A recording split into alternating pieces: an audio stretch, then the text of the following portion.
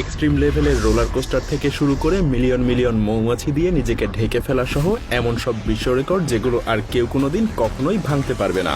হ্যাঁ, আজকে আমরা বিশ্বের এমনই 22টা আনব্রেকেবল অর্থাৎ যে রেকর্ডগুলো আর কেউ কখনো ভাঙতে পারবে না সেগুলো নিয়েই হাজির হয়েছি। তো চলুন অবিশ্বাস্য সব বিশ্ব রেকর্ডের দুনিয়ায় আপনাকে স্বাগতম।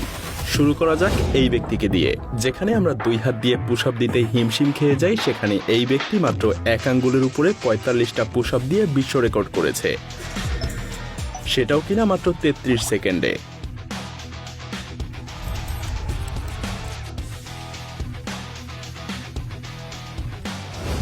একবার চিন্তা করে দেখুন কতটা শক্তি আর ফ্লেক্সিবল হলে এমনটা হতে পারে।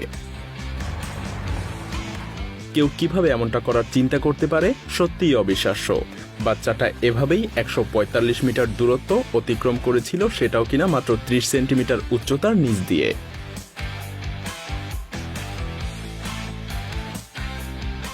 যাদের গাড়ি আছে তারাও সঠিকভাবে পার্কিং করতে গেলে প্রায় সমস্যার সম্মুখীন হয়,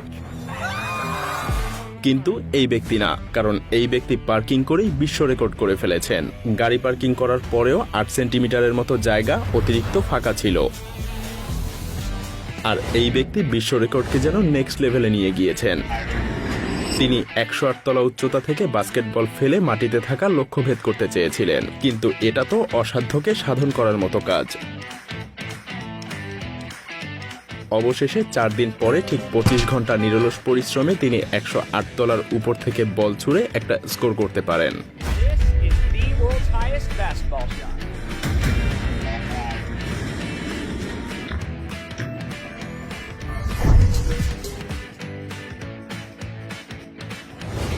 এই ট্র্যাকটা তো মাটিতে চালানোর চাইতে যেন শূন্য ভাষাতেই বেশি কমফোর্টেবল লাগবে।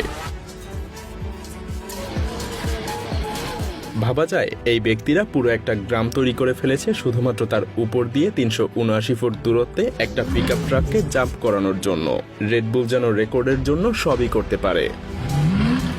আপনার যদি পাখা বা হাত কিছুই না থাকে, তবে যদি এই ব্যক্তির মতো শুধু পা থাকে সেটাই যথেষ্ট। তবে এই ব্যক্তি কিন্তু কোনো সাধারণ ড্রাইভার না, তিনি একজন প্রফেশনাল রেসিং কার ড্রাইভার। পা দিয়েই তিনি 172 মাইল প্রতি ঘন্টা বেগের গতিতে ড্রিফটিং করতে পারেন। ভাবা যায়?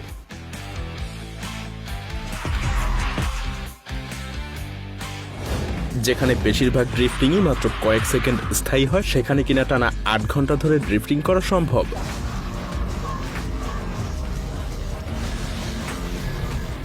হ্যাঁ, এই ব্যক্তি যেন কোনো বিরতি ছাড়াই তা করে দেখিয়েছেন। BMW এর একটা টিমের মাথা থেকে 8 ঘন্টা ড্রিফটিং